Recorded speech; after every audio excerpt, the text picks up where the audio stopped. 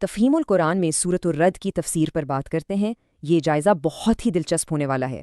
سوچنے کی بات ہے، جب پوری کائنات ہی ایک عظیم معجزہ ہے تو منکرین مزید معجزات کیوں مانگتے ہیں؟ مکی دور کے بالکل آخر میں نازل ہونے والی یہ سورت اس وقت کی شدید مخالفت کا زبردست جواب ہے۔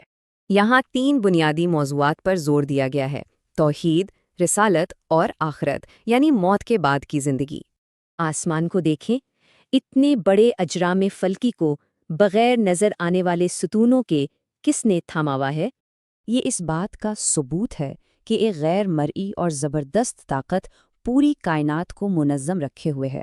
سورج اور چاند ایک سخت قانون کے پابند ہیں۔ یہ منظم نظام کسی قادر مطلق منتظم کے بغیر ناممکن ہے۔ زمین کو ہی دیکھیں، یہ بڑے پہاڑ، دریا اور طرح طرح کی فصلیں سب ناقابل تردید ثبوت ہیں۔ کتنی حیرت انگیز بات ہے نا، ایک ہی مٹی اور ایک ہی پانی، مگر پھلوں کے ذائقے بالکل مختلف۔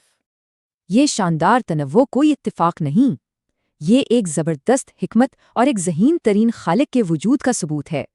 اتنی کھلی نشانیوں کے باوجود حیرانی ہے کہ منکرین دوبارہ زندہ کیے جانے کے خیال کا مذاق اڑاتے ہیں۔ ان کا عجیب اعتراض تھا کہ جب ہم مٹی ہو جائیں گے تو بھلا کیسے دوبارہ پیدا کیے جائیں گے؟ اس کا منطقی جواب سیدھا سا ہے۔